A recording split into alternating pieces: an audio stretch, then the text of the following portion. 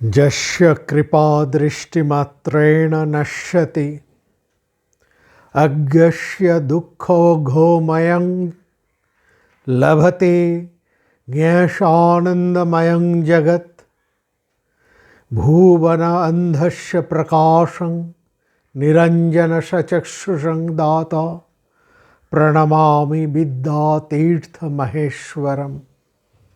यस्य कृपा दृष्टिमात्रेण, যার কৃপা দৃষ্টি মাত্রেই নশ্যতি, সঙ্গে সঙ্গে নষ্ট হয়ে যায়, দূর হয়ে যায়। কি দূর হয়, কি নষ্ট হয়? অজ্ঞস্য দুঃখোঘময়ং, অজ্ঞানরূপ দুঃখ অন্ধকার এই জগৎ, অর্থাৎ এই দুঃখ, এটি অজ্ঞানেরই ফল। এই দুঃখ পূর্ণ এই জগৎ যার কৃপা দৃষ্টি মাত্রেই নষ্ট হয়ে যায়, দূর হয়ে যায়। লভতে জ্ঞানস্যগন্ধময় জগৎ, এবং জ্ঞান আনন্দময় জগৎ লাভ হয়। এখানে লক্ষ্য করার মানে জ্ঞান, এই যে জ্ঞান শব্দটি এখানে ব্যবহৃত হচ্ছে, জ্ঞাস্য আনন্দময়, শুধু জ্ঞান কথাটি এখানে ব্যবহারিক হচ্ছে, লৌকিক দৃষ্টিতে নয়। এই জ্ঞান হচ্ছে চৈতন্য স্বরূপ। এখানে জ্ঞান বলতে কিন্তু সেই চৈতন্য সত্তাকেই বোঝানো হয়েছে। সেই চৈতন্য সত্তাময় জ্ঞান যার কৃপা দৃষ্টিতে লাভ হয়। ভুবন অন্ধস্য প্রকাশং, সমস্ত ভুবনের, সমস্ত সংসারের অন্ধকার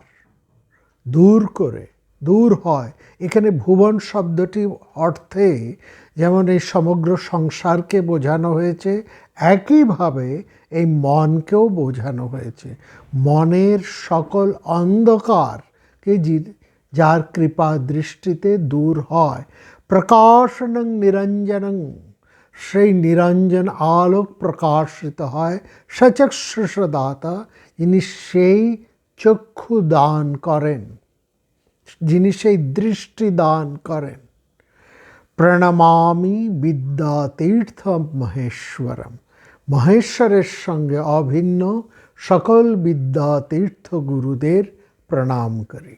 যস্য কৃপা দৃষ্টিমাত্রেণ নশ্যতি অজ্ঞস্য দুঃখঘোময়ং লভতে জ্ঞানানন্দময়ং জগৎ ভুবনম অন্ধস্য প্রকাশং নিরঞ্জনসচক্ষুষ দাতা প্রণমামি বিদ্যাতীর্থ মহেশ্বরম। আমরা গুরু কৃপায় যোগ বাশিষ্ঠ রামায়ণের আলোচনা করে চলেছি। আজকে তার চতুর্থ পর্ব। গত পর্বে আমরা দেখলাম, আমরা এটা লক্ষ্য করেছি, দশরথ তিনি শ্রীরামচন্দ্রের এই মনোভাব পরিবর্তনে, অর্থাৎ তার মধ্যে যে একটা পরিবর্তন, একটা সম্পূর্ণরূপে সমস্ত অনাসক্ত ভাব, তিনি রাজপুত্র, অথচ কোনো বিষয়ে তার কোনো রকম কিছুমাত্র আগ্রহ নেই, কোনো আসক্তি নেই। তিনি না এই রাজকার্যে কিংবা রাজভোগে কিংবা রাজ বিষয়ে তার কোনো মাত্র আসক্তি নেই। তিনি সম্পূর্ণ নিরাসক্ত, নির্বিণ্ণ, এক তুষ্ণীভূত হয়ে রয়েছেন। এবং তার এই অবস্থা দেখে তার পিতামাতা, তার আত্মীয় স্বজন, বন্ধু বান্ধব প্রত্যেকেই সবাই উৎকণ্ঠিত, দুশ্চিন্তাগ্রস্ত। এবং সেখানে মহারাজ দশরথ বিশদভাবে এই তার মনোবেদনার কথা তিনি জ্ঞাপন করলেন বশিষ্ঠের কাছে। এবং বশিষ্ঠ, আমরা শুনলাম সেখানে বশিষ্ঠ বললেন, মহারাজ, এই যে রামচন্দ্রের একটা পরিবর্তন, মনোপরিবর্তন, মনোভাবের পরিবর্তন, তার একটা বিশেষ কারণ আছে। এ ব্যাপারে আপনার চিন্তিত বা দুশ্চিন্তাগ্রস্ত বা চিন্তার কোনো কারণ নেই।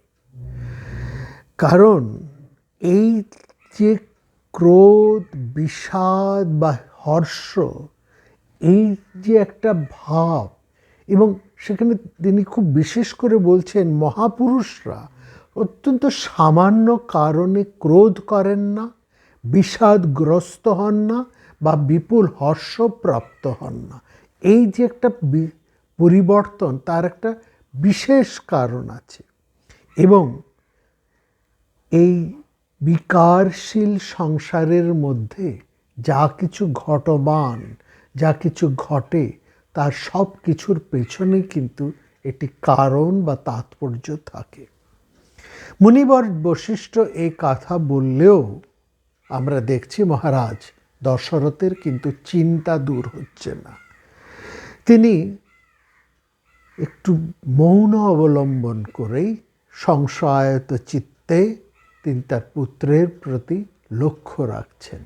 অর্থাৎ আমরা দেখছি সেখানে মহারাজ দশরথের সংশয় বা দুশ্চিন্তা এতটুকু কিন্তু দূর হলো না। এরকমই একটি অবস্থায় যখন মহারাজ এমন একদিন তার রাজসভায় উপস্থিত, সেখানে অন্যান্য পাত্র, মিত্র, অমাত্য এবং সেই সঙ্গে অনেক রাজন্য বৃন্দ সেখানে উপস্থিত, রাজকার্য মোটামুটি চলছেন, কিন্তু আমরা বিশেষ করে লক্ষ্য করছি মহারাজ দশরথ একটু অবসাদগ্রস্ত, তিনি চিন্তিত, এবং তার এই চিন্তার কারণ শ্রীরামচন্দ্র, রামচন্দ্রের এই অবস্থার একটা পরিবর্তন। এমন সময় সেখানে মহারাজ দশরথের যারা দারী, তারা দ্রুত সেখানে এসে উপস্থিত হয়ে বললেন, এক বিচিত্র দর্শন, অদ্ভুত এক মহা তেজময় এক সন্ন্যাসী সেখানে উপস্থিত হয়েছেন, এবং তার জটাজূটধারী তিনি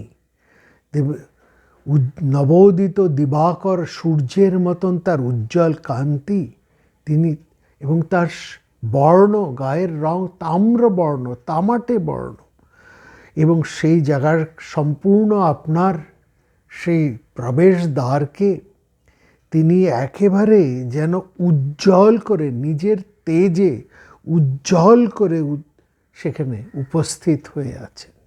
মহারাজ দশরথ একটু জিজ্ঞাসু হলেন। এমন সময় সেখানে তার অন্যতম প্রধান দৈবারিক মানে দূত, তিনি এসে বললেন যে মহারাজ স্বয়ং বিশ্বামিত্র মুনি উপস্থিত হয়েছে। এই কথা শোনা মাত্রই মহারাজ দশরথ সেই আসন ত্যাগ করে এক প্রকার ছুটেই তিনি মন্ত্রী, অমাত্য, সামন্ত সবাইকে নিয়ে দ্রুত উপস্থিত হলেন সেই রাজোদ্যারে।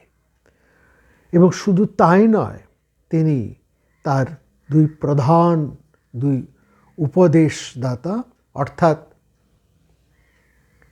মহর্ষি বশিষ্ঠ এবং মহর্ষি বামদেবকে অগ্রবর্তী করে তিনি দ্রুত এসে উপস্থিত হলেন রাজোদ্যারে, যেখানে স্বয়ং বিশ্বামিত্র উপস্থিত। এসে দেখলেন সেই মহর্ষি বিশ্বামিত্র, তিনি ব্রহ্মতেজ এবং ক্ষত্রতেজে, ব্রহ্মতেজ এবং ক্ষত্রতেজের এক মহাপ্রভাবে তিনি দ্বার দেশে দাঁড়িয়েছেন, একেবারে যেন জ্বলন্ত অগ্নির মতন, এবং মনে হচ্ছে যেন স্বয়ং সূর্যদেব তিনি আকাশ থেকে নেমে এসেছেন, উপস্থিত হয়েছেন মহারাজ দশরথের এই সভাগৃহের সম্মুখে। একদিকে জটাজুট ঋষি, তিনি জরা পরিণত, কঠোর তপশ্চর্যাবশত খানিক রুক্ষ, অন্যদিকে তার মুখখানি অত্যন্ত প্রশান্ত, কান্ত, দীপ্ত, বিনীত, উজ্জ্বল এবং সতেজ, সুগঠিত তার আকৃতি। এই দুটো ভিন্ন অবস্থা আমরা সেখানে দেখছি। একদিকে আমরা দেখছি মহারাজ দশরথ এবং পাত্রমিত্র সকলে দেখছেন বিশ্বামিত্রের সেই রুক্ষতা, তার সেই তেজ। অন্যদিকে তার মুখখানি কিন্তু প্রশান্ত, দীপ্ত, এক অনন্য কান্ত তার, এবং উজ্জ্বল, বিনীত।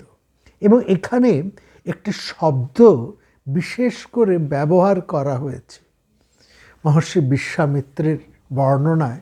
সেখানে একটি বিশেষ শব্দ কিন্তু ব্যবহার করা হয়েছে, সেটা হচ্ছে অপ্রধৃশ্য। অপ্রধৃশ্য, দৃশ ধাতু নিষ্পন্ন এই শব্দ, দৃশ, ধর্ষ। দৃশ ধাতুর অর্থ হচ্ছে হিংসা, ধৃষ্টতা, প্রাগল্ভ। প্রাগল্ভ, হিংসা, ধৃষ্টতা, প্রাগল্ভ। এই শব্দ, এই ধাতু দৃশ শব্দ ধাতু নিষ্পন্ন শব্দ হচ্ছে ধর্ষ। ধর্ষ শব্দের অর্থ হচ্ছে হিংসা, অমর্ষ, প্রহসন, অবিনয়, অসহিষ্ণু, অবমাননা বা দূষণ। যার থেকে এই ধর্ষ, এই শব্দ থেকে আমরা পাচ্ছি শক্তি প্রয়োগ, যার থেকে আমরা পাচ্ছি ধর্ষণ শব্দটি, আউটরেচ, এই শব্দটি আমরা পাচ্ছি। এই যে ধর্ষ, এই ধর্ষ শব্দ থেকে হচ্ছে শব্দটি আমরা পাচ্ছি প্রধৃশ্য।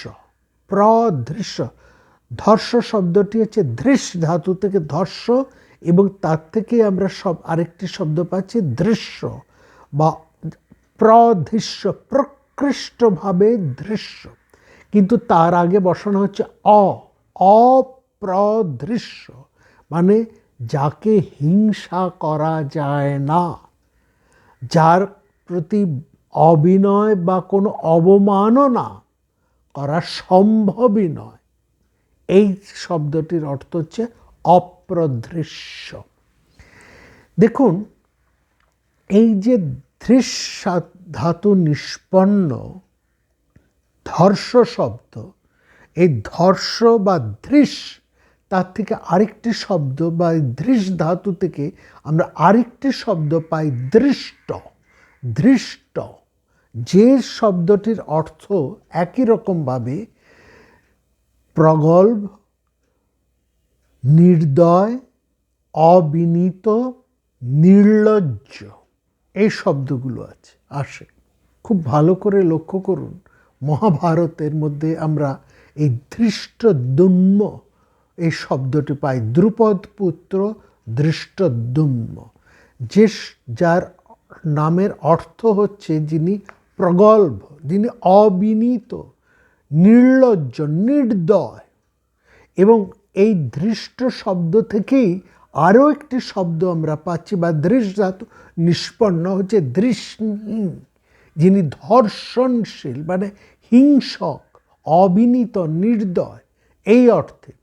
এবং এই ধর্ষ শব্দের অর্থতে যে ধর্ষণ শব্দটি আছে, এই ধর্ষণ শব্দের মূল অর্থ কেবলমাত্র এটা নয় যে দুর্বলের উপর সবলের, দুর্বলের উপর সবলের ক্ষমতা প্রয়োগ।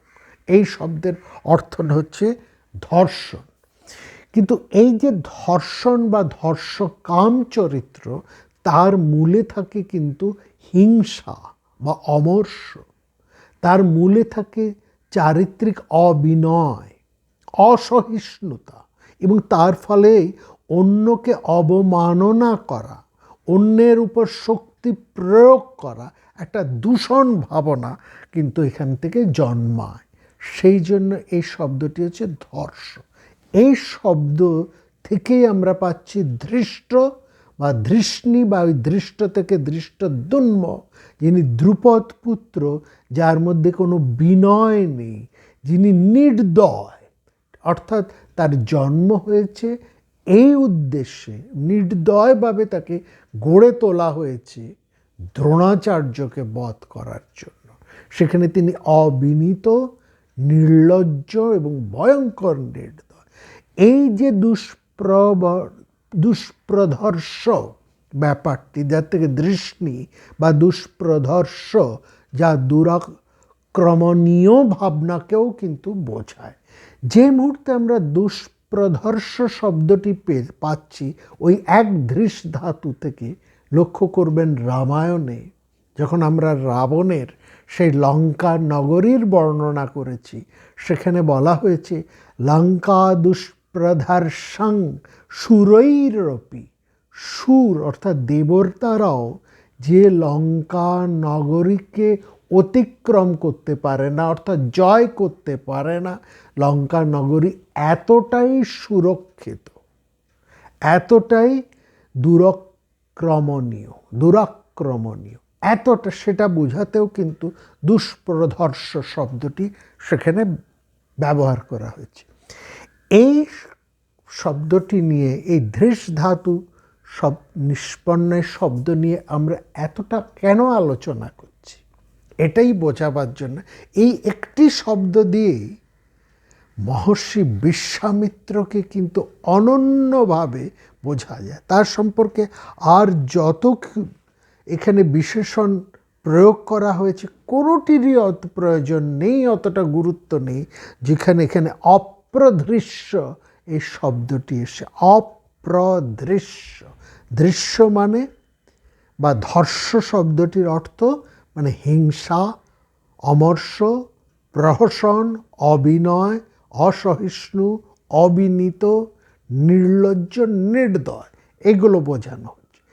অর্থাৎ এটা বোঝানো হচ্ছে যোগ বাসিষ্ঠে বিশ্বামিত্র সম্পর্কে এই একটি শব্দ অপ্রদৃশ্য যখন ব্যবহার হচ্ছে, তার মানে ইনি এমন এক বিশাল চরিত্র, এমন একজন ক্ষমতাশালী, এমন তার তেজ, এমন তার তপশক্তি যে কারো পক্ষে তাকে অতিক্রম করা তো দূরস্থ, কারো পক্ষে তার প্রতি তাকে অবমাননা করবে এই ভাবনাটুকু আনা যায় না। অর্থাৎ তাকে অবমাননা করবার ক্ষমতা, দুঃসহ স্পর্ধাও কারোর মধ্যে থাকে না। তিনি এতটাই তেজওয়ান, এতটাই তিনি ক্ষমতাবান ঋষি। এই অর্থেই সেখানে কিন্তু অপ্রদৃশ্য এই শব্দটি ব্যবহার করা হচ্ছে। এই হচ্ছে গুরুত্ব। অর্থাৎ এই একটি শব্দের মধ্যে দিয়েই মহর্ষি বিশ্বামিত্রের মহিমা, তার তেজ, তার ক্ষমতা, তার শক্তিমত্তা সব কিছুকেই কিন্তু প্রকাশিত হয়ে আসছে। কেন এই অপ্রদৃশ্য শব্দ এখানে আসছে সেটাই আমরা দেখব আজকের আলোচনায়। এবং যে মুহূর্তে আমরা দেখলাম বিশ্বামিত্রের আগমনের সংবাদ পেলেন, সঙ্গে সঙ্গে মহারাজ একেবারে দ্রুত সেখানে ছুটে এলেন। একলা না, তিনি এলেন সমব্যবহারে। তার দুই প্রধান মন্ত্রণাদাতা মহর্ষি বশিষ্ঠ এবং বামদেবকে অগ্রবর্তী করে সবান্ধব, সপরিষদ এবং সমস্ত রাজাদেরকে নিয়ে প্রায় ছুটে এলেন বিশ্বামিত্র। এসে তিনি বলছেন, সেই মহর্ষি বিশ্বামিত্রকে সম্বোধন করে বলছেন, আপনার পবিত্র দর্শনে আমি অনুগ্রহীত হলাম এবং আপনার উপস্থিতিতে আজকে আমি ধর্ম বলে ধন্য ব্যক্তিগণের অগ্রগণ্য হলাম। অর্থাৎ আপনার উপস্থিতি আমাকে ধনী করেছে। এই অর্থে, কোন অর্থে ধনী? অর্থাৎ আপনি ধর্ম বলে যারা অগ্রগণ্য তাদেরই সমান আমাকে করতে। এখানে ধর্মবল বলতে এখানে ধর্ম শব্দটির অর্থে যারা কর্তব্য পরায়ণ তাদেরকে এখানে বোঝানো হচ্ছে। অর্থাৎ কর্তব্য পরায়ণ সেই সমস্ত মানুষদের মধ্যেই আমি পরিগৃহীত হলাম। এই হচ্ছে আপনার উপস্থিতি। আপনি আমার এই রাজ্যে উপস্থিত হয়ে আমাকে অনুগ্রহ করলেন। তখন তারপরে রাজা দশরথ তিনি যথোপচারে মহর্ষি বিশ্বামিত্রকে সম্মান প্রদর্শন করলেন এবং তাকে প্রদক্ষিণ করলেন। প্রদক্ষিণান্তে তিনি যখন মহারাজ দশরথ যখন করজোড়ে নতমস্তকে মহর্ষি বিশ্বামিত্রের সামনে উপস্থিত হলেন, তখন প্রসন্ন বিশ্বামিত্র রাজাকে 3টি প্রশ্ন করলেন এবং এই 3টি প্রশ্ন অত্যন্ত গুরুত্বপূর্ণ। প্রথমটি হলেন রাজার কুশল প্রশ্ন, তার দৈহিক কুশল অর্থাৎ শারীরিক কুশল প্রশ্ন। দৈহিক অর্থে শারীরিক, অর্থাৎ প্রথমেই মুনি বিশ্বামিত্র প্রসন্ন হয়ে মহারাজ দশরথের শারীরিক কুশল জিজ্ঞাসা করলেন। তারপরেই তিনি জিজ্ঞেস করলেন আর্থিক কুশল প্রশ্ন। এই জায়গাটা লক্ষ্য করা। দেখুন, আমরা আলোচনা করছি এমন একটি বিষয়কে নিয়ে, যোগ বাশিষ্ঠ, যার মূল উদ্দেশ্য হচ্ছে মোক্ষ ভাবনা, অর্থাৎ মোক্ষ লাভের উপায়। এইটি এই শাস্ত্র আমাদেরকে ধীরে ধীরে সেই দিকে নিয়ে যাচ্ছে।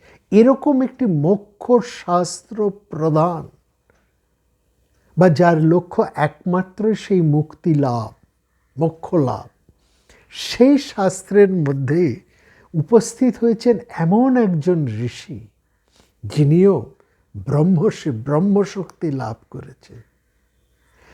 তিনি রাজাকে প্রথমে কুশল প্রশ্ন এবং তারপরে যে প্রশ্নটি করছেন, ইট ইজ ভেরি ইম্পর্ট্যান্ট। তিনি জিজ্ঞেস করছেন আর্থিক মঙ্গল প্রশ্ন, অর্থ সংক্রান্ত প্রশ্ন। এবং এই আর্থিক প্রশ্ন কিন্তু রাজার ব্যক্তিগত অর্থ সংক্রান্ত নয়। এখানে এই অর্থ সংক্রান্ত যে প্রশ্ন, এটি হচ্ছে রাজ্যের আর্থিক বা রাজ্যের আর্থিক স্বাস্থ্য সংক্রান্ত প্রশ্ন, অর্থ বিষয়ক, রাজ্যের কোষ সংক্রান্ত, রাজকোষ সংক্রান্ত প্রশ্ন। কেন এই প্রশ্ন? কারণ মহারাজ দশরথ তার শারীরিক কুশল জিজ্ঞাসা হয়ে গেছে, তারপরে কিন্তু যে প্রশ্নটা আসছে সেটা প্রশ্ন করছেন বিশ্বামিত্র মহারাজ দশরথকে। প্রথম প্রশ্নটা ছিল শুধু মানুষ দশরথকে, এবার দ্বিতীয় প্রশ্নটি হচ্ছে মহারাজ দশরথকে। একজন রাজার সুস্থতা, স্থৈর্য এবং তার জাগতিক স্থৈর্য মানে স্থিরতা সবটাই নির্ভর করে তার রাজ্যের সুস্থতার উপর। রাজার সুস্থিতি নির্ভর করে রাজ্যের সুস্থতার উপর। এটা বিশেষ গুরুত্বপূর্ণ। অর্থাৎ রাজা আর্থিকভাবে ফুলে ফেঁপে উঠেছেন, অথচ তার রাজ্য বা তার রাজ্যবাসী দৈন্যতাগ্রস্ত, তারা আর্থিকভাবে দিনহীনভাবে রয়েছে। এটা কিন্তু রাজার স্থিতাবস্থাকে, তার সুস্থিতির পরিচায়ক নয়। অর্থাৎ রাজা সুস্থিতি নির্ভর করছে রাষ্ট্রের সুস্থিতির উপরে, রাষ্ট্র তথা রাষ্ট্রবাসীর সুস্থিতির উপর, তাদের আর্থিক সুস্থিতির উপরেই রাজার সুস্থিতি নির্ভর করে। সেই জন্য প্রথমেই জিজ্ঞেস করলেন রাজ্যের আর্থিক মঙ্গল বা রাজ্যের আর্থিক সুস্থিতির কথা। তৃতীয় প্রশ্ন তিনি করলেন রাষ্ট্রের সামগ্রিক মঙ্গলের কথা। এই দ্বিতীয় প্রশ্নটি আলাদা। প্রথমটি করছেন রাজ্য কোষ বিষয়ক, দ্বিতীয় প্রশ্নটা করছেন রাজ্যের দণ্ড বা সুরক্ষা বিষয়ক, আভ্যন্তরীণ এবং বহির দুটো দিক থেকে। আভ্যন্তরীণ সুরক্ষা অর্থাৎ স্বরাষ্ট্র এবং বৈদেশিক, এই উভয় প্রকার সুরক্ষার কথাও তিনি একই সঙ্গে জিজ্ঞেস করছে। তাহলে আমরা দেখলাম একজন রাজার সুস্থিতি, মঙ্গল, সুরক্ষা নির্ভর করে তার রাজ্যের আর্থিক সুস্থিতির উপর, রাজ্যের আভ্যন্তরীণ এবং বহিঃ দুই দেশীয়, রাষ্ট্রীয়, স্বরাষ্ট্র এবং পররাষ্ট্রীয় সুস্থিতির উপরে। এই জন্যই এই প্রশ্নটা গুরুত্বপূর্ণ। তিনি অন্য কোনো প্রশ্ন কিন্তু তেমন করলেন না। প্রথমেই মহর্ষি বিশ্বামিত্র এসে রাজার সঙ্গে কোনো অন্য মোক্ষ ধর্মের অন্য কোনো আলোচনা আরম্ভ করলেন না। তিনি তাকে যে জিজ্ঞেসটা করেছেন, একজন রাজা হিসেবে রাজার দায়িত্ব কর্তব্যকেও তিনি যেন ওখানে স্মরণ করিয়ে দিচ্ছেন। রাজার শারীরিক মঙ্গল, রাষ্ট্রের আর্থিক মঙ্গল এবং রাষ্ট্রের সর্বপ্রকার আভ্যন্তরীণ এবং বহির্রাষ্ট্রীয় অর্থাৎ পররাষ্ট্রীয় সুস্থিতির অর্থাৎ তার মঙ্গল প্রশ্ন নিয়ে। তারপরেই তিনি বিশ্বামিত্র মহর্ষি বশিষ্ঠ এবং অন্যদের সাথে সম্মিলিত হয়ে তাদের সঙ্গে কুশল বিনিময় করলেন।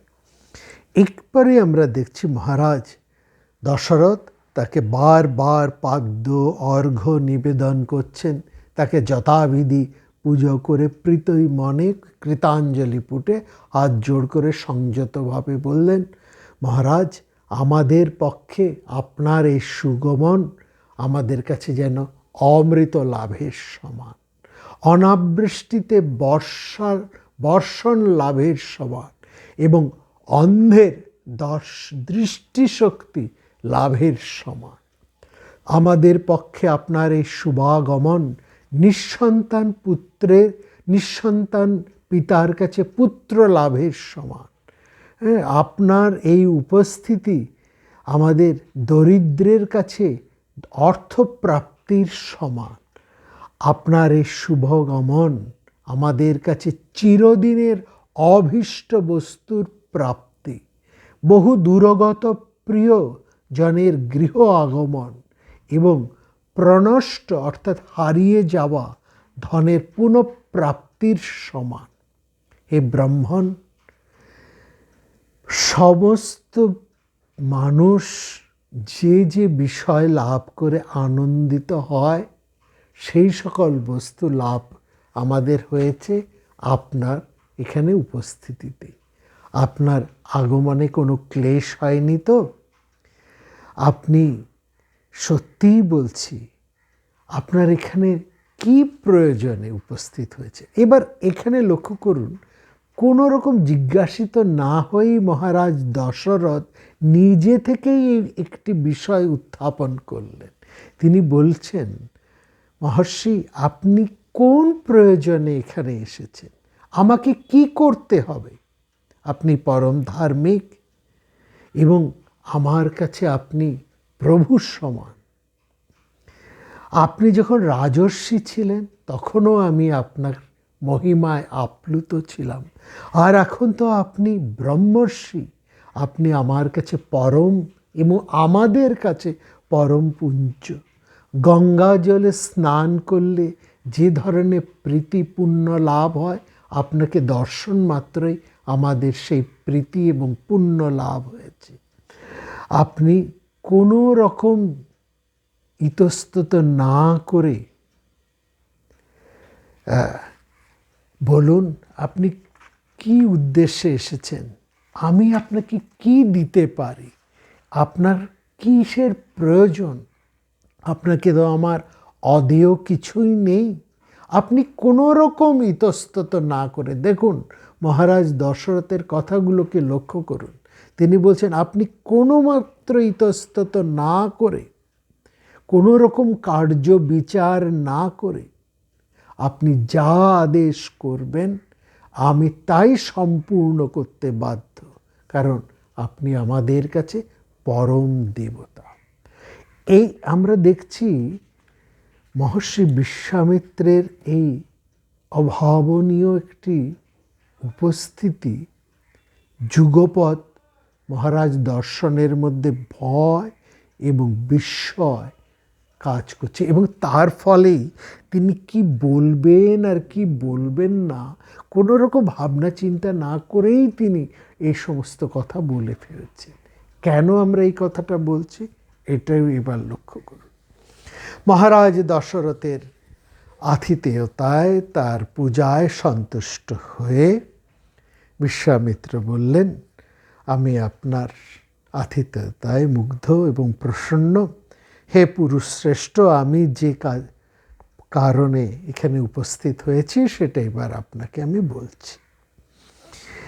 দেখুন, আমি একটি পুণ্যকর্মের ব্রত, একটি যজ্ঞ কর্মের ব্রতী হয়েছি, এবং এই যজ্ঞ এক বিশাল মহতি ভাবনায়। কিন্তু মুশকিল হচ্ছে, যখনই আমি এই ধরনের যজ্ঞ কর্মে ব্রতী হই বা যে এখন ব্রতী হয়েছি, এখানে এই রাক্ষসেরা, বিশেষ করে খর এবং দূষণ, তারা নানাভাবে আমার এই যজ্ঞ কর্মকে ব্যাহত করার সতত চেষ্টা করে চলেছে। আমি যাতে এই মহাযজ্ঞ নির্বিঘ্নে করতে পারি, রাজা হিসেবে তোমার কর্তব্য আমাদের সুরক্ষা দান করা এবং এই মহতি কর্ম যাতে আমরা সুসম্পন্ন করতে পারি তার ব্যবস্থা করা। এই উদ্দেশ্যে আমি তোমার কাছে উপস্থিত হয়েছি। তোমার পুত্র শ্রী রামচন্দ্র, যিনি দৃপ্ত শার্দুল তুল্য, দৃপ্ত শার্দুল মানে বাঘ, ব্যাঘ্র, দৃপ্ত বাঘের মতন যিনি পরাক্রমী, বিরাট যিনি বীরত্বে ইন্দ্রতুল্য এবং রাক্ষস বিনাশে, সর্বপ্রকার রাক্ষস বিনাশে সদা সমর্থ, সেই সত্য পরাক্রম কাকপক্ষধর শৌর্য সম্পন্ন তোমার জ্যেষ্ঠ পুত্রকে আমাকে দাও, আমি তাকে নিতে এসেছি। এবং এটা নিশ্চিত সে এই কাকুস্থ রাম, তিনি এই আমাদের সমস্ত বিঘ্ন অপসারণ করে সেই পাপাচারী রাক্ষসদের বধ করতে সমর্থ। তিনি এই আমাদের সমস্ত যজ্ঞকে রক্ষা করতে পারবেন। এখানে দুটি বিষয় একটু আপনাদের বলি, দুটি কথা একটু আমাদের ব্যাখ্যা করার আছে। প্রথমে দেখুন, এখানে বলা হচ্ছে রাক্ষস যারা যজ্ঞ বিঘ্নকারী। এই রাক্ষস শব্দটি বলতে আমরা যা মহাভারতে বলেছি, রামায়ণে বলেছি, সেই কথাই আবার আমরা একটুখানি স্মরণ করতে চাই যে এই রাক্ষস কোনো শিংওয়ালা দাঁতওয়ালা এমন কোনো মানুষ বা পশু নয়। এরা হচ্ছে সমাজের সেই ধরনেরই মানুষ যারা অনিষ্ট সৃষ্টিকার, যারা দুর্জন, সরাসরি দুর্জন, অনিষ্টকারী, লোভী, পিশাচবৃত্তি, সর্বপ্রকার সজ্জন মানুষের যারা মহাশত্রু, যারা অহিত কর্ম করে বেড়ায়, যারা নিয়ম শৃঙ্খলার ধার ধারে না, তাদেরকেই এক কথায় রাক্ষস বলা হয়েছে। এবং যাদেরকে আমরা এখন দুরাচারী বলি, সমাজ শত্রু বলি, তাদেরকেই এই পুরাণে রাক্ষস বলা হয়। এই হচ্ছে মূল কথা। আর দ্বিতীয়, রামচন্দ্রের পরিচয়টাকে একবার আপনারা লক্ষ্য করুন। সেখানে রামচন্দ্রকে বিশ্বামিত্র কি বলে সম্বোধন করছেন? তাকে বলছেন দৃপ্ত শার্দুল বা নরশার্দুল। তাকে বলছেন শৌর্য সম্পন্ন, রাক্ষস বিনাশে সদা তৎপর এবং সমর্থ। এই সমস্ত গুণাবলী তাকে বলা হচ্ছে। কিন্তু বিশেষ করে লক্ষ্য করুন, এখানে দুটি বিশেষণ আমাদেরকে একটু উল্লেখ করতেই হবে। তার প্রথমটি হচ্ছে বিশেষ করে লক্ষ্য করার যে রামচন্দ্র সম্পর্কে বলা হচ্ছে সত্য পরাক্রম। তার যত পরাক্রম আছে তার মধ্যেই কিন্তু সত্য শব্দটা বিশেষ তাৎপর্যবোধক। রামায়ণে, বাল্মীকি রচিত রামায়ণের মধ্যে রামচন্দ্রের প্রতিষ্ঠাই এই সত্য, এই সত্য প্রতিষ্ঠ তিনি। এখানেও আমরা রামচন্দ্রকে সেই সত্য প্রতিষ্ঠ মানুষ হিসেবেই কিন্তু বর্ণনা করা হচ্ছে। অন্তত বিশ্বামিত্র তাকে এইভাবেই বর্ণনা করলেন, তার এই গুণটিকে বিশেষ করে তুলে ধরলেন। তিনি সত্য প্রতিষ্ঠিত, সত্য পরাক্রম, সত্য রামচন্দ্র চির প্রতিষ্ঠিত। এবং তার সঙ্গে আরেকটি বিশেষণ আছে, সেটি হচ্ছে কাকপক্ষধর। এটি রামচন্দ্রের এক বিশেষ বিশেষণ। যেমন রামচন্দ্রের কথা বললেই, রামচন্দ্রের দিকে যে কোনো মানুষ তাকালেই বা তার কথা স্মরণ করলেই রামচন্দ্রের সেই ঘন বিশাল, ঘন দৃষ্টি সম্পন্ন, দীর্ঘ দৃষ্টি সম্পন্ন, গভীর দুটি চোখ, যাকে পদ্মের সাথে তুলনা করা হয়েছে, তাকে কমল নয়ন, পদ্ম পলাশ লোচন, রাজীব লোচন বলা হয়। ঠিক একইভাবে তাকে বলা হয় কাকপক্ষধর। কাকপক্ষধর মানে হচ্ছে এই বড় বড় জুলপি। ক্ষত্রিয় পুত্র তো, তার মধ্যে এই ধরনের একটু বিলাস ব্যাসন আছেন, এইটুকু ভঙ্গিমা তাদের চেহারার মধ্যে, মানে এই ধরনের একটা স্টাইল, সেই সময়কার চুলের স্টাইল। রামচন্দ্র সবে যৌবনেও পদার্পণ করেছেন, বয়স মাত্র 15, যৌবন সমারম্ভ তার, কৌশল এবং যৌবনের একটা সন্ধিক্ষণে তিনি দাঁড়িয়েছেন। এই বয়সী ছেলেরা একটু যে ভাবেই একটু বিলাস ব্যাসন, একটু যাকে আমরা বলবো একটু স্টাইল, তার দিকে যেমন একটু নজর দেন, রামচন্দ্রর মধ্যেও সেটি আমরা লক্ষ্য করছি। এবং শুধু রামচন্দ্র কেন, 4 ভাইয়ের বর্ণনার ক্ষেত্রেও তাদেরকে কিন্তু কাকপক্ষধর বলা হচ্ছে। বিশেষ করে রামচন্দ্রকে বলা হচ্ছে, অর্থাৎ বড় বড় জুলপি রাখা, হ্যাঁ, কেন দুপাশ দিয়ে তার বড় বড় জুলপি। সেটি যেমন তার চোখ দুটি সবার দৃষ্টি, তার গভীর দৃষ্টি সম্পন্ন, পদ্মের মতন বিশাল এবং গভীর দৃষ্টি সম্পন্ন দুটি চোখ প্রথমেই লক্ষিত হয়, ঠিক সেই রকম একইভাবে তার এই বড় বড় দুটি জুলপি, সেই জন্য তাকে বলা হচ্ছে কাকপক্ষধর। এবং এই কথা বলেই বিশ্বামিত্র বললেন যে আমার দিব্য তেজে আমি রামচন্দ্রকে রক্ষা করব এবং রাক্ষসদের তিনি বিনাশ করতে সমর্থ হবেন, এবং আমি রামচন্দ্রের এমন মঙ্গল সাধন করব যার ফলে তিনি ত্রিলোক পূজ্য হবেন। অতএব তুমি এই কাকুস্থ পুরুষ, তোমার জ্যেষ্ঠ পুত্র রামচন্দ্রকে আমাকে অর্পণ করো, আমি এই কার্য সমাধান করি। এরপরেই আমরা দেখলাম দশরথ, যিনি এতক্ষণ একেবারে প্রগল্ভ হয়ে, আমরা যে কথা বলছিলাম, তিনি খানিকটা ভাবপ্রবণ হয়ে এত স্তুতি করে চলেছেন, এত প্রতিজ্ঞা বাক্য উচ্চারণ করে চলেছেন, তিনি বিশ্বামিত্রের এই প্রার্থনা শুনেই একেবারে স্তম্ভিত হয়ে নিশ্চেষ্ট এবং স্তব্ধ হয়ে গেলেন। তিনি খানিকক্ষণ নিশ্চেষ্ট থেকে বললেন, মহর্ষি, রামচন্দ্রের 16 বছর বয়স হয়নি, আর রাক্ষসদের সাথে যুদ্ধ তো অনেক দূর, এই নগরের বাইরে সে কোথাও কোনো রকম শক্তি প্রদর্শন করেনি, কোনো ক্রীড়া রণক্ষেত্র রণাঙ্গন সে দেখেনি, কোনো অস্ত্রশস্ত্র তেমন আয়ত্তও তার নেই, তার মধ্যে তো তেমন কোনো বিচক্ষণতাও নেই। বরং আমার এক অক্ষয়ণী সৈন্য আছে, আমি বরং আপনার সঙ্গে গিয়ে এই রাক্ষস বধ করি। রাম নিতান্ত বালক, সে কি করে যুদ্ধ করবে? আর তারপরেই দশরথের আসল কথা বেরিয়ে এলো।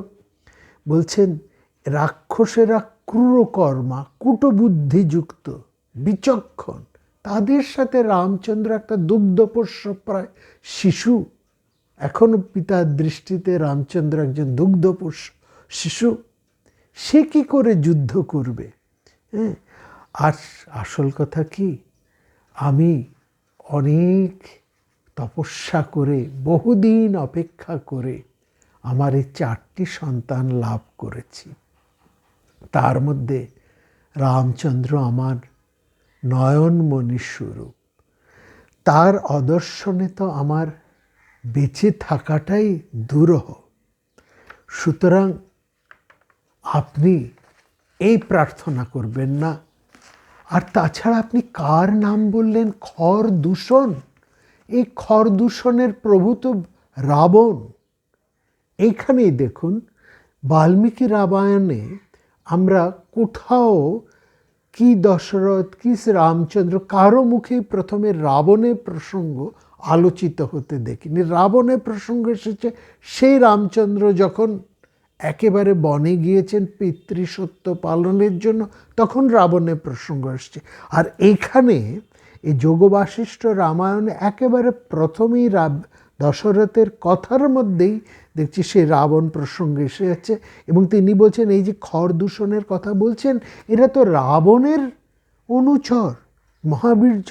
এই রাবণ অত্যন্ত মহাবীর্য রাক্ষস, বীর্যশালী। তিনি কুবেরের সাক্ষাৎ ভাই, বিশ্রবা মুনির পুত্র, সেই দুর্মতি মহাশক্তিশালী। তিনি যদি আপনার যোগ্য বিরোধী হন, তিনি যদি আপনার সাথে শত্রুতা করেন, তাহলে কে রক্ষা করবে?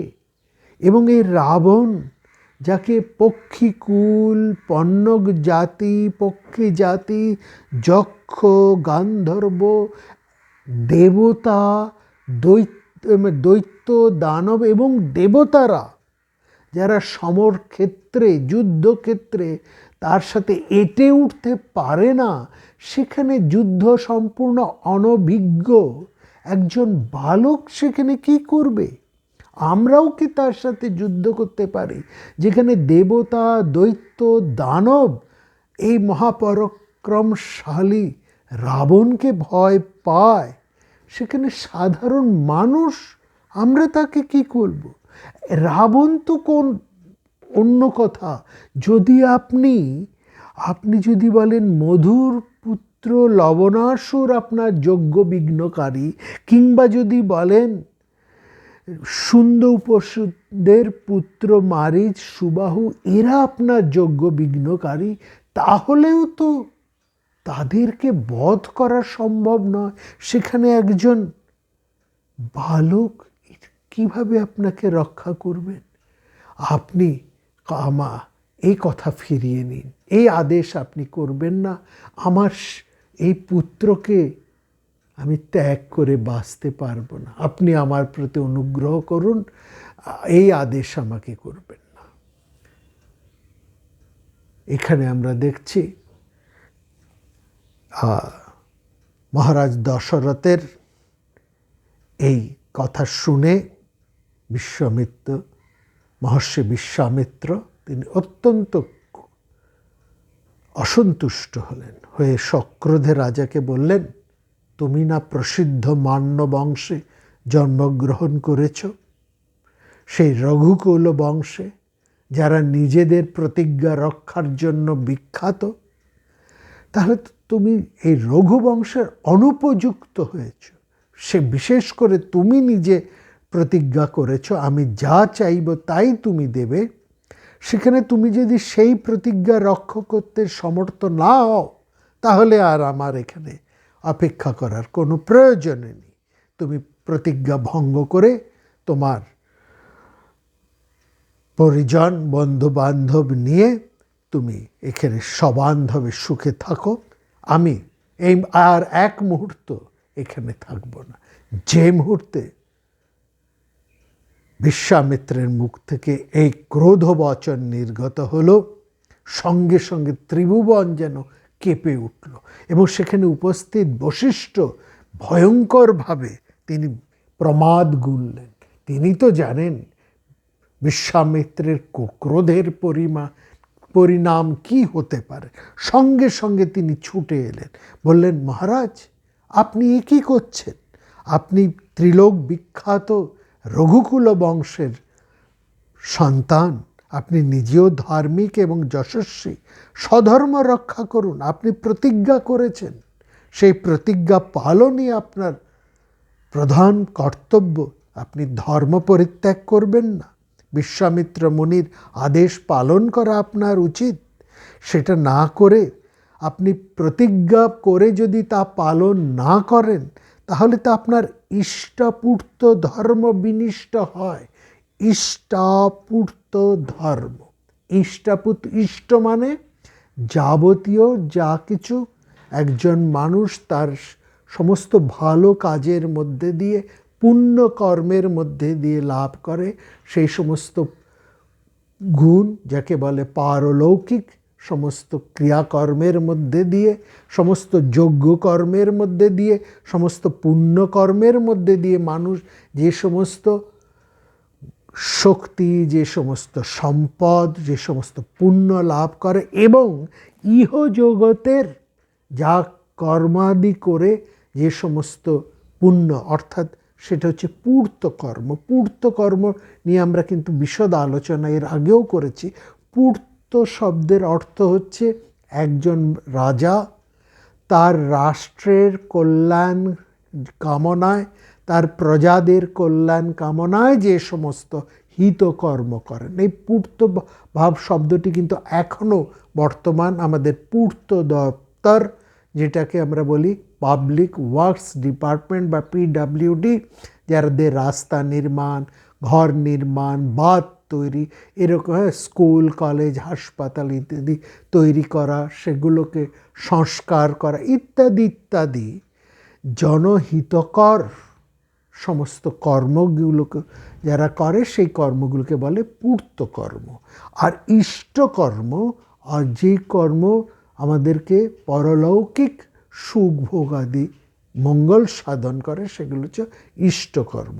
এই কিন্তু সেখানে বলা হচ্ছে একজন মানুষ তিনি প্রতিজ্ঞা করে যদি প্রতিজ্ঞা পালন না করেন, তাহলে তার ইষ্ট ধর্ম এবং পূর্ত ধর্ম দুটোই কিন্তু নষ্ট হয়। সেই জন্য এখানে বলা হচ্ছে দ্রুত ছুটে এসেছেন বিশ্বামিত্র কাছে, মানে ছুটে এসেছেন মহর্ষি বশিষ্ঠ। তিনি মহারাজ দশরথকে বলছেন, আপনি প্রতিজ্ঞা করে তা যদি পালন না করেন, তাহলে আপনার ইষ্টাপুত্র উভয় ধর্মই বিনিষ্ট হবে। অতএব আপনি রামকে বিশ্বামিত্রের হাতে সমর্পণ করুন। আপনি ইক্ষ্বাকু বংশের পুরুষ। এই বংশের প্রধান গুণ হচ্ছে নিজেদের প্রতিজ্ঞা রক্ষা করা। সেই মর্যাদা লঙ্ঘন করা আপনার কর্তব্য নয়। আর তাছাড়া এই যে মহর্ষি বিশ্বামিত্র, তিনি মূর্তিমান ধর্ম, তিনি তপবীর্য সম্পন্নদের মধ্যে অন্যতম প্রধান।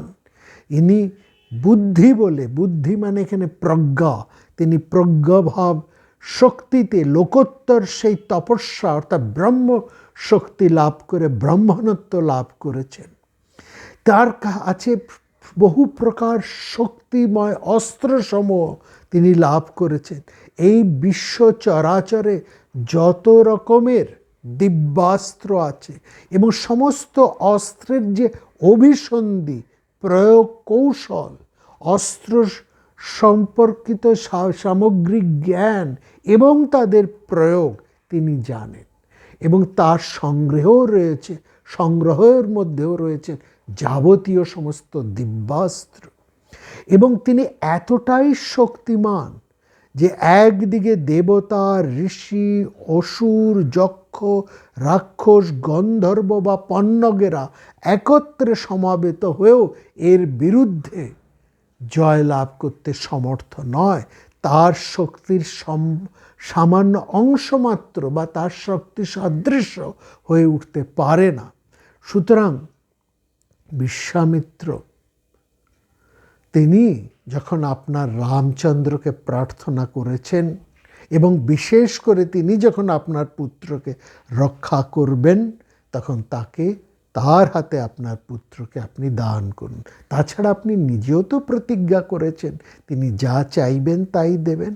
অতএব এই মুহূর্তে আপনার প্রতিজ্ঞা ভঙ্গ করে আপনি কেবল আপনার নিজের নয়, আপনার নিজের পরিজনদের নয়, সমগ্র রাষ্ট্রের অকল্যাণ সাধন করবেন না। সমস্ত রাষ্ট্রের বা রাষ্ট্রবাসীর বিপদ ডেকে আনবেন না। আর এই মহর্ষি বিশ্বামিত্র তিনি যখন রাজা ছিলেন তখন তিনি পরম দুর্জয় অস্ত্র সকল লাভ করেছিলেন কৃশাশ্ব মুনির কাছ থেকে। এই কৃশাশ্ব মুনি সমস্ত শক্তিধর দিব্যাস্ত্র পরম দুর্জয় অস্ত্র সকল দান করেছেন। আর এই কৃশাশ্ব মুনি, যার দুই স্ত্রী জয়া এবং সুপ্রভা, যারা দক্ষের কন্যা, তার এই দক্ষ তার দুই কন্যা জয়া এবং সুপ্রভাকে দান করেছেন এই কৃশাশ্ব মুনিকে। জয়া এবং সুপ্রভার সমস্ত সন্তানেরা এবং তাদের অনুচরেরা, তারা সবাই দেব সৈন্যের চেয়েও শক্তিধর এবং সমস্ত অসুর বিনাশে সক্ষম, এবং এই শক্তির বিরুদ্ধে কেউ কিন্তু কখনো দাঁড়াতে পারে না। এরাই হচ্ছে মহর্ষি বিশ্বামিত্রের প্রবল শক্তির আধার। সুতরাং আপনি ভয়ও পাবেন না, চিন্তাও করবেন না। আপনি নিঃশঙ্ক চিত্তে নিঃসংশয়ে আপনার পুত্রকে তুলে দিন বিশ্বামিত্রের হাতে। এতে আপনার কল্যাণ হবে, আপনার পুত্রের কল্যাণ হবে এবং সমগ্র রাষ্ট্রের কল্যাণ হবে। এবং এর আশীর্বাদ থাকলে, মহর্ষি বিশ্বামিত্রের আশীর্বাদ থাকলে আপনারা সবাই অমরত্ব লাভ করবেন, আপনি কাতর হবেন না। বশিষ্ঠ এই কথা বললে দশরথ আহ্লাদিত চিত্তে তার পুত্র রামচন্দ্রকে নিয়ে আসার জন্য দারীদেরকে আদেশ দিলেন। তারপরেই আদেশ দিয়ে মহারাজ দশরথ তিনি বিশ্বামিত্রকে বললেন, প্রভু, আমি আমার জ্যেষ্ঠ পুত্রকে আপনার হাতে তুলে দিচ্ছি, কিন্তু জানেন কি, আমার পুত্র এখন আর ঠিক আগের মতো অবস্থায় নয়। তিনি একাগ্র চিত্তে কেমন যেন বিমনা হয়ে একটা নির্জন স্থানে বসে থাকেন। না তিনি হাসেনও না, গানও করেন না। রাজপুত্র হিসেবে তার কোনো বিলাস, ব্যসন, ভোগ, সুখ, আহ্লাদ কোনো দিকে তার কোনো দৃষ্টি নেই। তার রাজপদেও তার কোনো অভিলাষ নেই। তিনি কি ভাবছেন, কেন ভাবছেন, কিসের অনুসন্ধান করছেন, কেন অনুসন্ধান করছেন, কি অভিলাষ তার, আমরা কেউ জানি না। তিনি দিন দিন কৃশ হয়ে যাচ্ছেন, দিন দিন পাণ্ডুবর্ণ হয়ে যাচ্ছেন এবং দিন দিন একটা বিরাগ প্রাপ্ত অবস্থার মধ্যে রয়েছেন। সব সময় একটা গভীর চিন্তায় নিমগ্ন হয়ে আছেন। কি তার চিন্তা, কি তার ভাবনা, আমরা কেউ কিছু বুঝতে পারছি না। এমতো পুত্রকে নিয়ে আপনি কি হবে? তবে আপনার কাছে আমার প্রার্থনা, তার এই যে মানসিক একটা মোহ উপস্থিত হয়েছে, আপনি অন্তত তাকে এই মোহ থেকে রক্ষা করুন। বিশ্বামিত্র মহারাজ দশরথের কথা শুনে একটু হাস্য করে বললেন, তবে তো দ্রুত আপনার পুত্রকে নিয়ে আসা প্রয়োজন। আপনি শীঘ্র আপনার পুত্রকে নিয়ে আসুন। তবে হ্যাঁ, যে কথা আপনি বললেন যে আপনার পুত্রের মধ্যে একটা মোহ, এই মোহ ব্যাপার কিন্তু নয়। এটা কোনো সাংসারিক মোহ নয়, কিন্তু বিবেক বৈরাগ্য সম্পন্ন যে জ্ঞান, সেই জ্ঞানের একটা পূর্বাভাস যেন আমরা লক্ষ্য করছি তার মধ্যে। রামচন্দ্র এখানে আসুন, আমরাও তাকে এখানে দেখি, তারপরে আমরা দেখি তিনি কোন মোহে বা কোন বৈরাগ্য অবস্থার মধ্যে অবস্থান করছেন। ধীরে ধীরে সেখানে উপস্থিত হলেন শ্রীরামচন্দ্র। তিনি এসে সমস্ত ঋষিদের, বশিষ্ঠ, বিশ্বামিত্র, সমস্ত ব্রাহ্মণদের, সমস্ত সম্মানীয় ব্যক্তিদের এবং তার পিতাদের, তার পিতাকে তিনি যথোপযুক্ত শ্রদ্ধা প্রণাম করলেন। রামচন্দ্র যখন দূর থেকে আসছেন, তাকে সবাই দেখছেন যে সত্য গর্ভ, অগাধ জ্ঞান সম্পন্ন, সুব্যক্ত, হিমালয় পর্বত সদৃশ্য এক স্থিতদি পুরুষ যেন দৃঢ় পদক্ষেপে ধীরে ধীরে এগিয়ে আসছেন। তার শরীরের সমস্ত ভাগ সমান, সুলক্ষণযুক্ত, কমনীয়, প্রশান্ত এবং প্রিয় দর্শন। হৃদয় বিনয়পূর্ণ, উন্নত, তার লক্ষ্য অতি উচ্চ। যৌবনের একটা বিকাশ, একটা প্রথম যৌবনের একটা লক্ষণ তার সমস্ত শরীরের মধ্যে ফুটে উঠেছে, অথচ সেই সঙ্গে বার্ধক্যের শান্ত ভাব সেই যৌবনের প্রারম্ভিক প্রকাশকেও যেন ঘিরে রেখেছে। অর্থাৎ তার মধ্যে উচ্ছলতা নেই, বরং তার মধ্যে একটা স্থিত ভাব, একটা শান্ত ভাব বর্তমান। তার মনোরথ যেন পূর্ণ, কোথাও কোনো উদ্বেগ চিন্তা নেই, আবার আনন্দও নেই। তিনি সংসার যাত্রা বিচারে নিরত। তিনি যেন সবসময় একটা কি চিন্তা করে যাচ্ছেন, একটা বিচার করে চলেছেন, এবং তার সব কিছুই একটা নির্মল ভাবনার যুক্ত। তার মধ্যে মহাসত্য প্রাপ্তির এক বিনম্র অদ্ভুত এক আভা তাকে যেন সম্পূর্ণ গ্রাস করে রয়েছে। উদার, উন্নত, উৎকৃষ্ট এবং তৃপ্ত অন্তর তার সরল ব্যবহারের মধ্যে স্পষ্ট। এবং সেখানে তার সম্পর্কে বলা হচ্ছে, তার এই সমস্ত চারিত্রিক এবং তার এই সমস্ত দৈহিক যে লক্ষণগুলো ফুটে উঠেছে, সেখানে খুব পরিষ্কার করে বলছেন ব্রাহ্মণ লক্ষণ সংযুক্ত। রামচন্দ্রকে বলা হচ্ছে ব্রাহ্মণ লক্ষণ সংযুক্ত। রামচন্দ্র ক্ষত্রিয় পুরুষ, তার মধ্যে এই ব্রাহ্মণ লক্ষণ ফুটে উঠেছে। কি এই ব্রাহ্মণ লক্ষণ? ব্রাহ্মণ লক্ষণ বলতে কি বোঝানো হচ্ছে সেটি এখানে বিশেষ করে বোঝার, এবং সেই ব্রাহ্মণ লক্ষণের দিকেই মহারাজ দশরথকে যেন মহারাজ দশরথের দৃষ্টি আকর্ষণ করছেন। একদিক দিয়ে মহর্ষি বিশ্বামিত্র, অন্যদিকে মহর্ষি বশিষ্ঠ। অর্থাৎ মহারাজ দশরথ সহ অন্যান্যরা যখন রামচন্দ্রের সেই অনাসক্ত, বিকারহীন, নিশ্চেষ্ট ভাব দেখে তারা আশঙ্কিত, ব্যথিত, চিন্তান্বিত হয়ে পড়ছেন, তখন এই দুই মহর্ষি বশিষ্ঠ এবং বিশ্বামিত্র তারা শ্রীরামচন্দ্রের ব্রাহ্মণ লক্ষণের দিকেই মহারাজ দশরথের দৃষ্টি আকর্ষণ করছেন। এই ব্রাহ্মণ লক্ষণ কি, এটি একটু আমাদের আজকে আলোচনা করে দেখার। সেখানে এই যে মুহূর্তে ব্রাহ্মণ লক্ষণের কথা উচ্চারিত হলো, আমরা দেখলাম সেখানে যেন ও সমস্ত শাস্ত্র এক এক করে এসে উপস্থিত হয়ে এই ব্রাহ্মণ লক্ষণকে প্রকাশ করে দিচ্ছেন। অর্থাৎ ব্রাহ্মণ শব্দের প্রকৃত অর্থ কী সেটা একটু বোঝা, এবং বিশেষ করে লক্ষ্য করবেন আমাদের সমস্ত শাস্ত্র গ্রন্থে এবং সমস্ত পুরাণ গ্রন্থে বিশেষ করে এই ব্রাহ্মণ শব্দটিকে নিয়ে অত্যন্ত গভীরভাবে চিন্তা করেছে বা তার সম্পর্কে ব্যাখ্যা করেছে। ব্রাহ্মণ কি?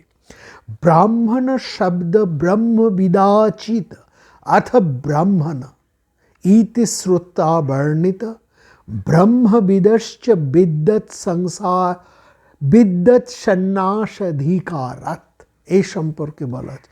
ব্রাহ্মণ শব্দটির অর্থ হচ্ছে সেটাই যার মধ্যে দিয়ে একজন মানুষের বিদ্যৎ সন্ন্যাস লাভের সমগ্র গুণাবলী স্পষ্ট হয়ে ওঠে। এবং সেখানে মহাভারতের শান্তি পর্বের মধ্যে আরও স্পষ্ট করে বলছে, অনুত্তরীয় বাসনম অনুত্তর্ণস্তীর্ণ শায়িনম বহুপধায়িনং শান্তং তং দেবা ব্রাহ্মণং বিদু। ব্রাহ্মণ শব্দ বলছে যিনি উত্তরীয় এবং বসন রহিত শয্যাহীনভাবে শয়ন করেন, নিজের বাহুকেই উপাদান অর্থাৎ বালিশ রূপে ব্যবহার করেন, সেই শান্ত পুরুষকেই দেবতারা ব্রাহ্মণ বলে জানেন। অর্থাৎ অনুত্তরীয় বাসনম, অনুত্তরীয় মানে যিনি উত্তরীয় বা বসন সম্পর্কে সম্পূর্ণ উদাসীন। ও উত্তরীয় এবং বসন, আসলে আমরা যে ধরনের জামা কাপড় এখনও পরি, আগের সেই প্রাচীন সময় থেকে বর্তমান সময় আমরা আমাদের সমস্ত বসনকে দুটো ভাগে ভাগ করতে পারি। একটা উত্তমাঙ্গের ওপরের দিকের বসন, শরীরের উপরের দিকের বসন জামা, আরেকটা হচ্ছে নিম্ন দিকের বসন বা কাপড়। জামা কাপড় এই কথাটাই তো আমরা বলি। অর্থাৎ উত্তমাঙ্গের বস্ত্র এবং নিম্নাঙ্গের বস্ত্র। উত্তমাঙ্গের বস্ত্রকে বলা হয় উত্তরীয়, আর নিম্নাঙ্গের বস্ত্রকে শুধু বসন বলা হয়। যিনি এই দু ধরনের বসন বা সমগ্র বসনের ব্যাপারেই যিনি সম্পূর্ণ, যার কোনো রকমই চিন্তা নেই, যিনি অনাসক্ত। বসন শব্দটার মধ্যে দিয়ে সাংসারিক সুখভোগের বা সুখভোগের তৃষ্ণার কথা, আসক্তির কথাই এখানে বলা হচ্ছে। অর্থাৎ যিনি সাংসারিক বসন মাত্র নয়, সর্বপ্রকার সুখ ভোগ সংক্রান্ত বিষয়ে যিনি উদাসীন, সেইটা হচ্ছে অনুত্তরীয় বাসনম উত্তর্ণ আসে। এবং তারপরে কি মানুষ জামা কাপড় আভূষণ এই ব্যাপারে তার একটা আকর্ষণ থাকে মানুষের। আর কি থাকে, তিনি শয্যা কেমন শোবেন, হ্যাঁ, নরম শয্যা, দুগ্ধ ফেননিভ, এরকম শয্যা মানুষ কামনা করে, তাই না? সেই কঠোপনিষদে দেখবেন যমরাজ নচিকেতাকে বলছেন, তুমি রত্নহার পাবে, উত্তম বস্ত্র পাবে, সূক্ষ্ম বস্ত্র পাবে, উত্তম শয্যা লাভ করবে, দুগ্ধ ফেননিব, সব শয্যা লাভ করবে। অর্থাৎ এই জায়গায় সাধারণ মানুষের এই সমস্ত বিষয়ের প্রতি একটা ভীষণ আকর্ষণ বা আসক্তি থাকে। অর্থাৎ যিনি এই সমস্ত ব্যাপারে সম্পূর্ণ উদাসীন, যে কোনো স্থানে যেমন তেমনভাবেই বালিশ ছাড়াই নিজের হাতকে বায়ুপধায়িনাং, বায়ুকে উপাদান মানে বালিশ, নিজের বাহুকে উপাদান হিসাবে ব্যবহার করেন। অর্থাৎ যত্র তত্র ভোজনং যত্র তত্র শয়নং, হ্যাঁ। এবং এই ব্যাপারে যিনি সম্পূর্ণ উদাসীন, নিরাসক্ত, সেই মানুষকে, অর্থাৎ জাগতিক সুখ ভোগ এর ব্যাপারে যিনি সম্পূর্ণ অনাসক্ত, দেবতারা তাকেই ব্রাহ্মণ বলেন। এটি হচ্ছে ব্রাহ্মণের প্রথম গুণ। তারপরে বলা হচ্ছে সেখানে, যেন কেনাদিচ্ছন্ন যেন কেনাচিদাসায়িত যত্র কচ্ছন্ন সাই সত্যং দেবা ব্রাহ্মণ বিদু। তিনি যে কোনো আচ্ছাদন গ্রহণ করেন, যে কোনো ভোজন গ্রহণ করেন এবং যেখানে সেখানে শয়ন করেন, তাকেই দেবতারা ব্রাহ্মণ রূপে জানেন। অর্থাৎ দেহের প্রতিপালনের জন্য ভোজন, আচ্ছাদন, শয়নস্থানে প্রয়োজন হলেও যিনি ভোজন বিষয়ক দোষ গুণ খোঁজেন না, উদর পূরণ বা শরীরের পোষণ সমান হওয়ার তিনি একে কোনোই মাত্র গুরুত্ব দেন না, সেই রকমই মানুষ যিনি যত্রতত্র আহার শয়ন করেন তাকে তিনি ব্রাহ্মণ। এখানে একটা প্রশ্ন হতে পারে তাহলে, বা একটা শঙ্কা আমাদের জাগতে পারে যে এরকম আচরণকারী মানুষ আর ইতর প্রাণীর মধ্যে তফাৎ কি? পশুরাও, ইতর পশু, কুকুর বেড়াল গরু ছাগলরা তো যেখানে সেখানে খায় দায়, যেখানে সেখানে শুয়ে পড়ে, হ্যাঁ, তাদের তাহলে এই দুই ইতর প্রাণী আর মানুষের, এই ধরনের মানুষের মধ্যে তাহলে তফাৎটা কি? সেখানে বলা হচ্ছে লৌকিক ক্ষেত্রে ইতর প্রাণীর থেকে এখানে কিন্তু পৃথক করা হচ্ছে তার বিচার ক্ষমতার মধ্যে। ইতর প্রাণী আর মানুষের মধ্যে তফাৎ হচ্ছে বিচার ক্ষমতার পার্থক্য, তারতম্য।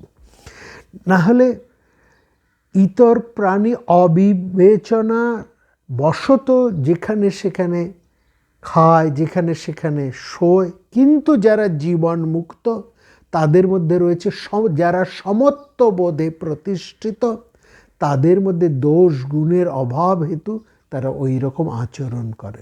তারা সমত্ববোধে প্রতিষ্ঠিত বলে তাদের ভালো মন্দ, সুখ দুঃখ এইসবের আর তাদের কোনো বিচার থাকে না। এইটাই হচ্ছে জীবন মুক্ত মানুষের একটা লক্ষণ। তারপরে আমরা দেখুন জ্যোতি ধর্ম সংগ্রহে সেখানে কি বলা হচ্ছে, আরও চমৎকার করে বলা হচ্ছে, কান্থা কৌপিনা বাসাংস্তু দণ্ড ধৃগ ধ্যান তৎপর একাকী রমতে নিত্যং তং দেবা ব্রাহ্মণং বিদু। ব্রাহ্মণ কাকে বলা হয়? ব্রাহ্মণ মানে কোনো ব্রাহ্মণের ঘরে যে জন্মগ্রহণ গ্রহণ করছে তিনি ব্রাহ্মণ মাত্র নন। যিনি অনেক শাস্ত্র জেনেছেন, অনেক পাণ্ডিত্য আছে, তিনিও ব্রাহ্মণ নন। যিনি যজ্ঞ কর্ম ইত্যাদি বড় বড় কাজ করতে পারেন, যিনি বহু মন্ত্রণা দান করতে পারেন, তিনিও প্রকৃত ব্রাহ্মণ না।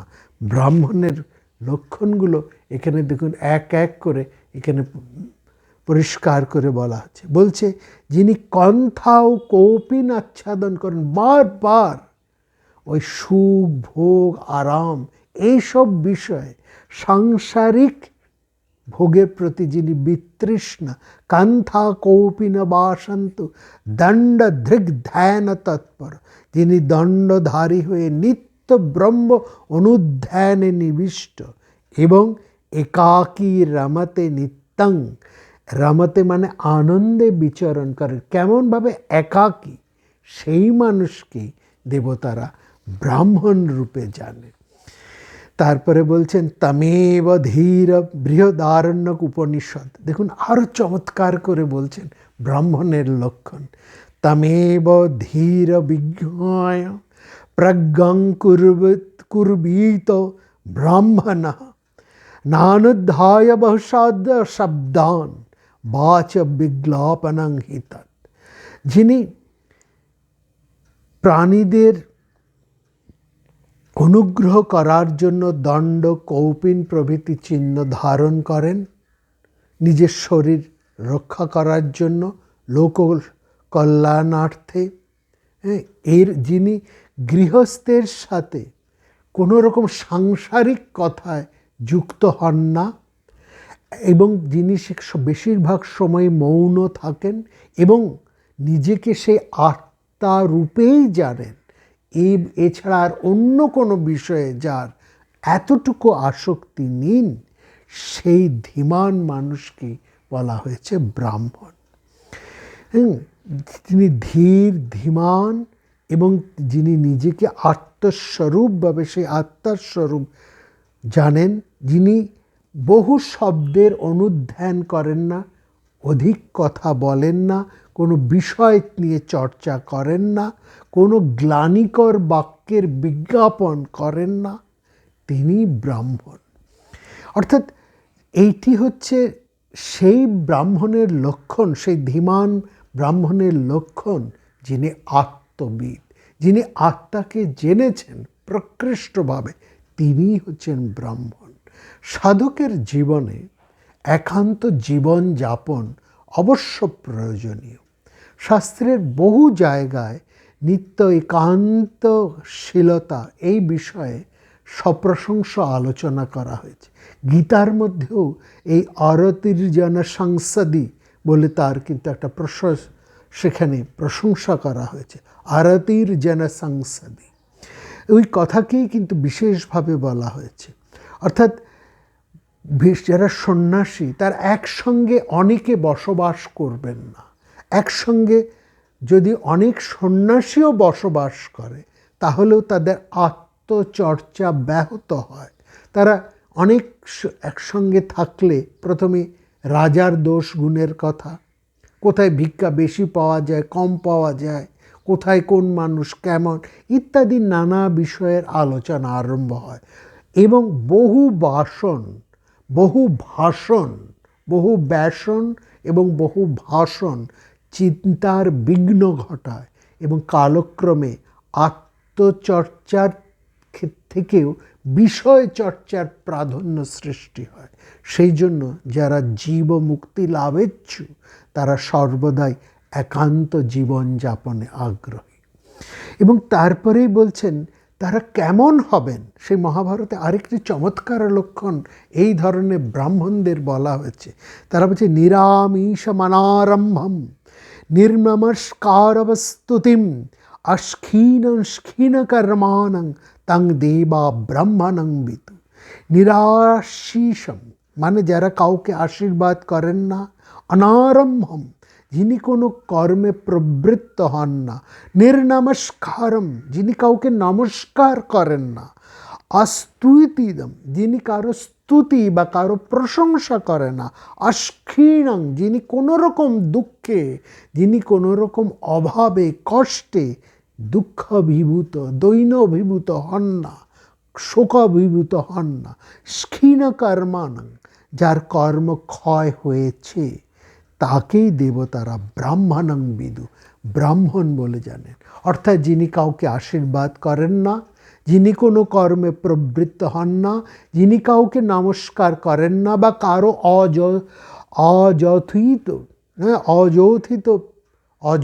অযথোচিত প্রশংসা করেন না, অযথোচিত প্রশংসা করেন না, যিনি দুঃখে অভিভূত হন না, যার কর্মক্ষয় প্রাপ্ত হয়েছে তাকেই দেবতারা ব্রাহ্মণ বলে জানেন।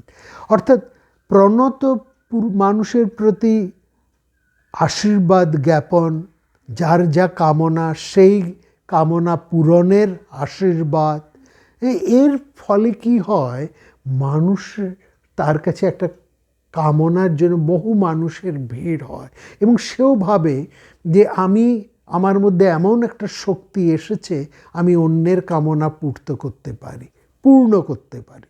ফলত তার মধ্যে একটা অহংকার আসে, এই অহংকার থেকে একটা মদগর্বতা, ফলত তার মূল লক্ষ্য থেকে জীবন মুখ্যের সে মূল লক্ষ্য থেকে সে চিদানন্দ ব্রহ্ম সাযুজ্যতা লাভের লক্ষ্য থেকে সে ভ্রষ্ট হয়। কারণ তার মধ্যে লোকবাসনা বৃদ্ধি প্রাপ্ত হয়। লোকবাসনা এই মুখ্যর বা জ্ঞানের বিরোধী স্বরূপ। সেই জন্য পরিষ্কার করে এখানে বলা হচ্ছে লোকবাসনায়া জন্ত শাস্ত্র বাসনায়াপি চ দেহ বাসনায়া জ্ঞানং যথা বৈনম্ব জায়ত। মুক্তিপনিষদের মধ্যে বলা হয়েছে, বলছে মানুষের লোকবাসনা, শাস্ত্র বাসনা এবং দেহ বাসনা ফলে যথাযথ জ্ঞান উৎপন্ন হয় না। অর্থাৎ মোক্ষের ইচ্ছা, এই নিজেকে জানার যে ইচ্ছে, মুক্তির যে ইচ্ছে, মুখ্যর ইচ্ছে হচ্ছে নিজের আত্মপরিচয় লাভের যে ইচ্ছে, এটা জানো। যতক্ষণ মানুষের লোকবাসনা থাকে, যতক্ষণ মানুষের শাস্ত্র বাসনা থাকে, লোকবাসনা মানে মানুষকে খুশি করার আর মানুষের প্রিয় হবার চেষ্টা, শাস্ত্র বাসনা মানে একটা পাণ্ডিত্য অর্জন এবং সেটা প্রকাশের ইচ্ছা, আর দেহ বাসনা মানে দেহের সৌন্দর্য বৃদ্ধির, ভোগ আসক্তির, এইসব ভোগ সুখের চেষ্টা। এই তিন ধরনের এষণা যদি থাকে তাহলে তার মধ্যে মোক্ষ চিন্তা হতে পারে না। এইটা জনবিরতি। এই জন্য সেখানে সন্ন্যাসীরা কেবলমাত্র নারায়ণ উচ্চারণ করেন প্রতি নমস্কারে, তারা সেই নারায়ণকেই স্মরণ করেন এবং বলছেন তারাদের মধ্যে কোনো রকম ক্ষীণতাও নেই, কোনো রকম দীনতাও নেই এবং তার একটা সবসময় সমদর্শী ভাবনার মধ্যে তারা কিন্তু বর্তমান থাকে, তাদের কোনো প্রাপ্তিও নেই, তাদের মধ্যে কোনো অপ্রাপ্তিও নেই। ত্রৈগুণ্য বিষয়াবেদা নিস্ত্রৈগুণ্য ভবার্জুন নির্দ্বন্দ্ব নিত্য সত্যস্থ নির্যোগক্ষেম আত্মবান। এই জায়গার থেকেই বলা হচ্ছেন সেই মানুষেরাই যারা মুক্তিকামী, যারা প্রকৃত ব্রাহ্মণ, তাদেরকেই বলা হচ্ছে যারা মোক্ষকামী। তারা কেমন?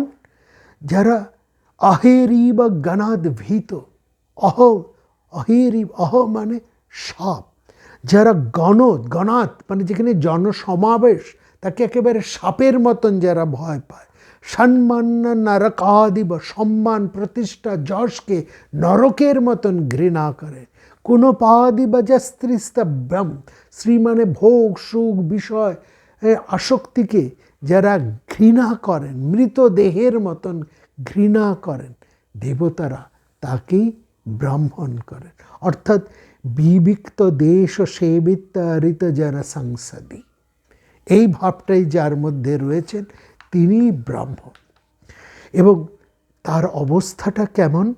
যেন পূর্ণমিবাকাশং ভবেতেককেনা সর্বদা শূন্যং যস্য জনাকীর্ণং তং দেবা ব্রহ্মণং বিদু। যারা একাকী আছেন কিন্তু সম্পূর্ণ করে রয়েছেন, একাকী অবস্থান করে, আকাশ যেমন একাকী নিঃসঙ্গ অথচ চিরপূর্ণ, সেরকম যারা নিঃসঙ্গ একাকী অবস্থান করেও পূর্ণের সাথে সংযুক্ত হয়ে সেই পূর্ণময়, পূর্ণের মতনই প্রতীত হন। এবং জনাকীর্ণ স্থানে যারা শূন্য হয়ে থাকেন, অর্থাৎ তারা কোনো জনাকীর্ণ স্থানের মধ্যেই তারা থাকেন না, একাকী বাস করেন এবং পূর্ণ হয়ে, পূর্ণ ভাবনায়, তাদেরকে ব্রাহ্মণ বলা হচ্ছে। কি সুন্দর এই কথাটি দেখুন, যার একাকী অবস্থানের মাধ্যমে শূন্যকে আকাশের মতন পূর্ণ করেন, আর জনাকীর্ণ স্থানে তারা শূন্য বোধ করেন, দেবতারা তাদেরকেই ব্রাহ্মণ করেন। আসলে সমাজে নানা রকম বিপদ শঙ্কা করেই তো মানুষ একটা গোষ্ঠীবদ্ধ হয়ে জীবনযাপন করে। ভয়, আলস্য, শোক, মোহ এইসব তাদের চরিত্রের মধ্যে থাকে বলেই মানুষের পক্ষে একাকী বাস করা সম্ভব হয় না। কিন্তু যারা অধ্যাত্ম জিজ্ঞাসু, তাদের বহুজনের সাথে বাস তাদের অধ্যাত্ম চিন্তার বিঘ্ন সৃষ্টি করে।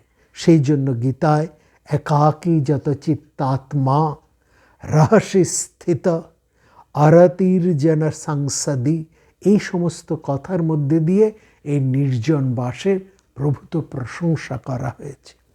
অর্থাৎ জনাসম ঘটলেই সেখানে কথাবার্তা আরম্ভ হয়, কথাবার্তা আরম্ভ হলেই তাদের সে মূলের সাথে যে, সেই পরমের সাথে তাদের যে যোগ, সেই যোগটা তাদের ছিন্ন হয়ে যায়।